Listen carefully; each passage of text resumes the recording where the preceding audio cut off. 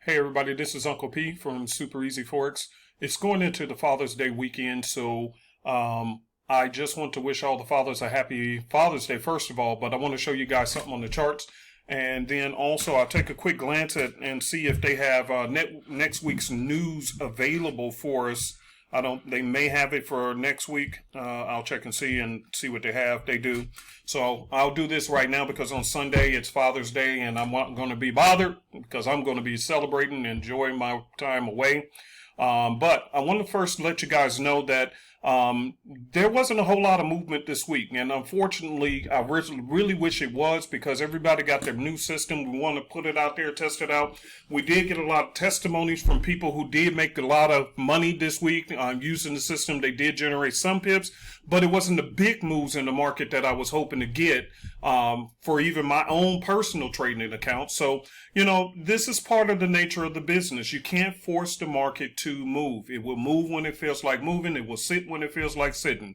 It's kind of like an animal, like a horse or something. You know, hey, if they don't feel like running, they won't run no matter what you do. You know, they're just not in the mood, and that's okay. Okay, so no tugging at the ropes, trying to make it do what it won't do. You know, sometimes it's just sitting on the sidelines waiting for events to pass by, and then it resumes its normal price action movement. So let me kind of show you my charts. There was only 2 trades mainly that I focused on my personal account, because I did take some other trades on gold and a couple others. They made some small pips, but I closed them out earlier because, you know, wasn't no need of constantly holding on to them. It did make some pips, but you know, it just didn't make sense to keep holding on, you know, just like a bad relationship. I just let it go. So here's one where you can clearly see, and let me bring the screen over so you can see what pair it is. I like this watermark. It shows what happened. So anyway, kind of got in this one late. As you can see, it's a clear Stairmaster. Wish I would have got in earlier on it, which I did on prior positions, got out of them, but the bottom line is I got back in for a few more pips on this one, and as you can see, it was just literally a retested, drop, retested, drop, retested, and that's where I'm just got in just for the ride. Here it is on the 4-hour time frame. You can see that the 4 hours clearly saying, hey, it's still down momentum. So I held this one, and I didn't send this out in the signals group because a lot of times people don't want to hold trades over the weekend like I do. So, you know, it is what it is. So I held on to mine, you know, and we'll see how it plays out on next week. No big deal. And then here's another one, Swiss JPY. And as you can see only 40 pips, 2 positions, not much, because the market was not moving and you can't force it to move. And again, here's another, you know, SpongeBob SquareHead. Slide to the top, drop, slide, drop, slide, drop, slide, drop, slide, drop, and here it is in this area. So I was just catching a few pips. Honestly, it really wasn't that big of a deal to me. It was just something to play around with.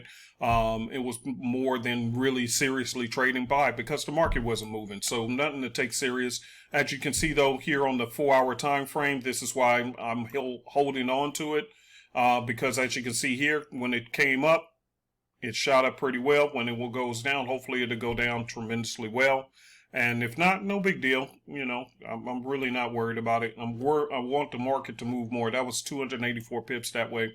So again, 2 positions. That's really only 20 pips each. So again, I'm doing this video because I really want you to know that if you tried the system out and you didn't make a lot of pips this week, it was not your fault, wasn't the system's fault. It was that the market was literally just sitting at a standstill for quite a long time, and that's kind of boring, you know. And I know it's boring. It happens, and you know, it is what it is, and you can't do anything about that. Let me find something to kind of show you an example of what I'm talking about. So right here, so as you can see, look at this.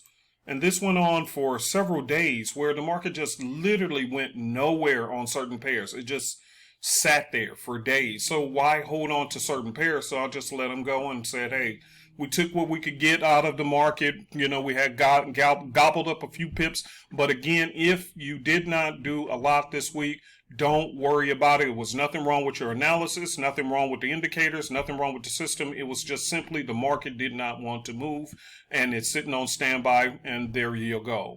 But I will say normally after these long standby periods, when the beast is unleashed, the market gets to moving really well and you can catch some really good pips. All right. Last but not least, let me kind of go over this with you real quick. News events for the week. On Monday, I don't see much. Tuesday, they had some market PMI news, stuff like that. That's normal. And that's for the GBP and the Euro. So just be careful around those times. It could do a miniature spike. And now on Tuesday, you do have the interest rates for the NZD. So be aware of that. You have inflation reports and stuff like that. Nothing big. On Thursday, I don't see much of nothing. You do have durable goods and services for the USD on Thursday. So got to be mindful of that. Tokyo Fresh Food is also on Thursday, which is a big deal for them. So be aware of that. And on Friday, I don't see anything. So that's pretty much it. All right, you guys, out of here. Enjoy your weekend. Bye-bye. Well, at least I'm trying to end this video.